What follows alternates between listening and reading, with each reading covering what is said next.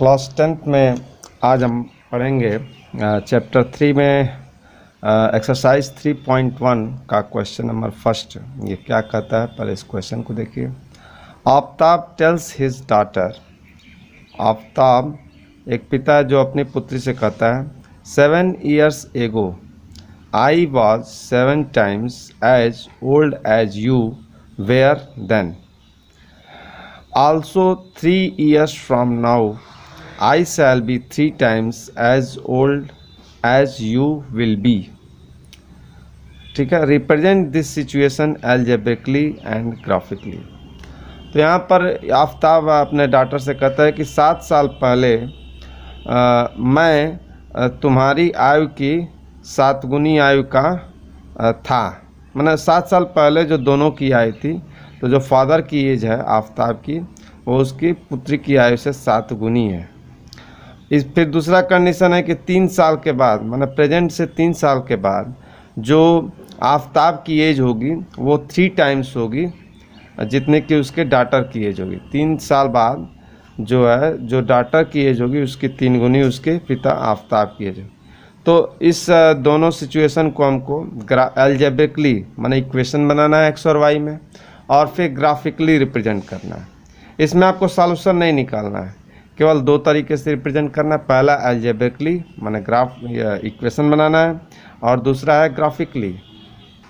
तो इसको सॉल्व करने के लिए हम सपोज कर लेते हैं, let present age of Aftab is x years and present age of daughter is y years। तो by condition first, condition first क्या कहा जा रहा है कि 7 साल पहले आफ्ताब की जो एज है उसके पुत्री की एज की 7 गुनी थी। तो इसके लिए हम 7 years एगो जो है एज क्या होगा इसको लिखते हैं। तो age of Aftab before 7 years तो होगा x - 7, and age of daughter before 7 years ये भी होगा y - 7। तो अब जो है आफ्ताब की एज उसके डॉटर की एज की 7 गुनी है। Therefore we can write x - 7 is equal to 7 times माने 7 इंटू y - 7। x - 7 आफ्ताब की एज है और y - 7 डॉटर की एज है। तो आफ्ताब की एज डॉटर की एज की 7 गुनी है, तो इसको हम ऐसे लिख सकते हैं। अब इसको हम सिंप्लीफाई करते हैं, तो 7 से मल्टीप्लाई करेंगे ब्रैकेट में 7y - 49 या ये x - 7, और इसको हम 7y को लेफ़्ट साइड में लाते हैं तो x - 7y, और -7 को राइट साइड में ले जाते हैं तो -49 + 7। तो यानी ये हो जाएगा x - 7y इक्वल टू -42। तो यह जो है एक इक्वेशन हमारा ये बन गया, एल्जेब्रिकली जो है यह एक इक्वेशन बना है। अब दूसरा हम कंडीशन लेते हैं। तो कंडीशन 2 कह रहा है कि 3 साल के बाद जो आफ्ताब की एज है वो उसके पुत्री की एज की 3 गुनी हो जाएगी। तो इसके लिए 3 साल बाद एज क्या होगी उसको हम लिखते हैं।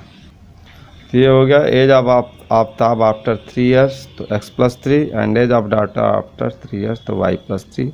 अब कंडीशन के अनुसार जो है हम लिख सकते हैं कि आफ्ताब की एज 3 गुनी है डॉटर की एज की, तो x + 3 = 3 और ब्रैकेट में y + 3। अब इसको हम मल्टीप्लाई करेंगे तो 3y + 9, और ये हो गया x + 3। या ट्रांसपोज करते हैं तो x - 3y इक्वल टू 9 - 3 और x - 3y इक्वल टू 6। तो यह ये दूसरा इक्वेशन हो गया x और y में। यह यहाँ पर 2 इक्वेशन बन गए, एक पहला इक्वेशन जो बना था और ये दूसरा इक्वेशन।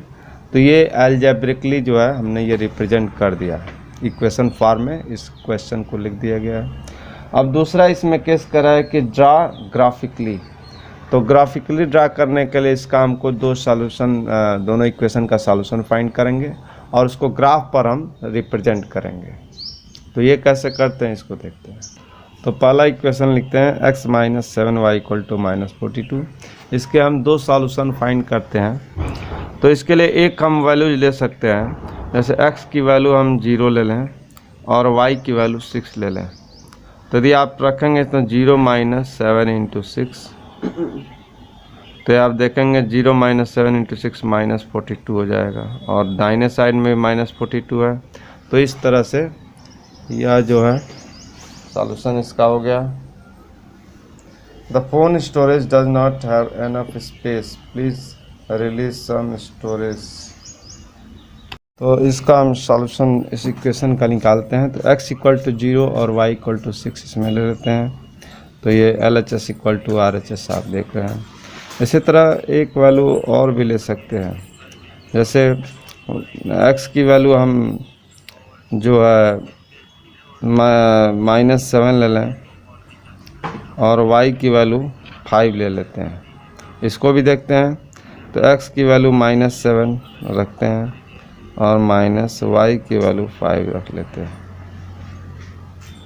यहाँ ये दूसरा इक्वेशन लेते हैं, x - 3y = 6। तो इसके जो सॉल्यूशन हो सकते हैं, जैसे एक वैल्यू हम ले सकते हैं x = 6 और दूसरी y की वैल्यू हो जाएगी y = 0। तो यहाँ रखेंगे तो 6 - 3 × 0, तो ये 6 - 3 × 0 6 हो जाएगा, 6 = 6।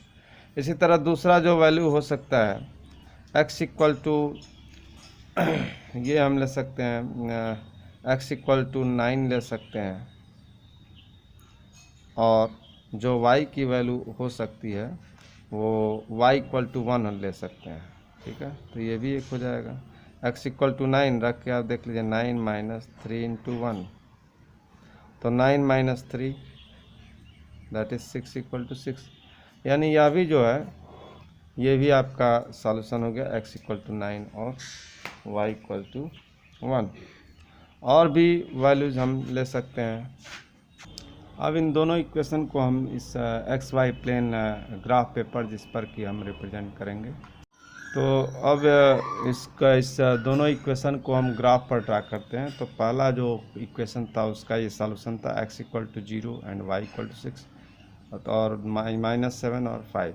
तो x = 0, x = 0 और y = 6, ये जो पॉइंट होगा ये 6 पर होगा, जहाँ पे x का मान 0 होगा और y = 6। इसको हम लिख लेते हैं कोऑर्डिनेट 0, 6। अब दूसरा जो है x = -7 एंड y = 5। तो x = -7 यहाँ पर आप देख रहे हैं, ये -7 है, और y = 5 ये यहाँ पर है। तो दोनों लाइन जो है यहाँ पर इस पॉइंट पे इंटरसेक्ट कर रहे हैं। तो इसका हो गया कोऑर्डिनेट -7 और 5। अब इन दोनों पॉइंट को हम ज्वाइन।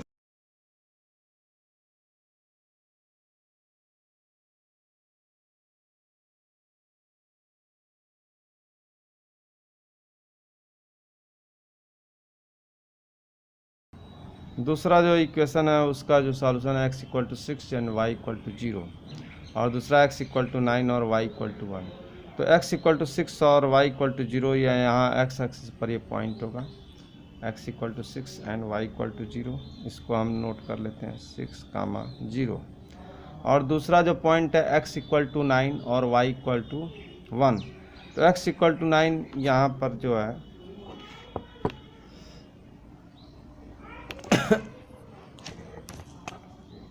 ये देख सकते हैं x = 9, ये पॉइंट है x = 9, और y = 1 जो है ये है। तो यह दोनों जो है जो इसका कोऑर्डिनेट होगा ये पॉइंट होगा, x = 9 और y =। तो अब दूसरे इक्वेशन का ग्राफ ड्रा करते हैं, जिसमें x = 6, y = 0 और x = 9, y = 1। तो यहाँ देखिए 6, 0 ये x एक्सिस पे पॉइंट है, this point is 6, 0 and this point is 9, 9, 1, माना x = 9 एंड y = 1। तो ये जो दो पॉइंट्स हैं, इन दोनों पॉइंट को हम ज्वाइन कर देते हैं।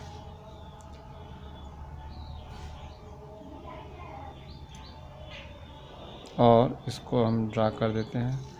तो यह जो लाइन है ये दूसरे इक्वेशन का ग्राफ है, ये सेकंड लाइन है, और ये जो है फर्स्ट लाइन है। तो इस तरह से यह दोनों इक्वेशन को हमने ग्राफिकली रिप्रेजेंट कर दिया। ठीक है, क्या ये बता सकते हैं क्या ये दोनों लाइन पैरेलल हैं या पैरेलल नहीं है?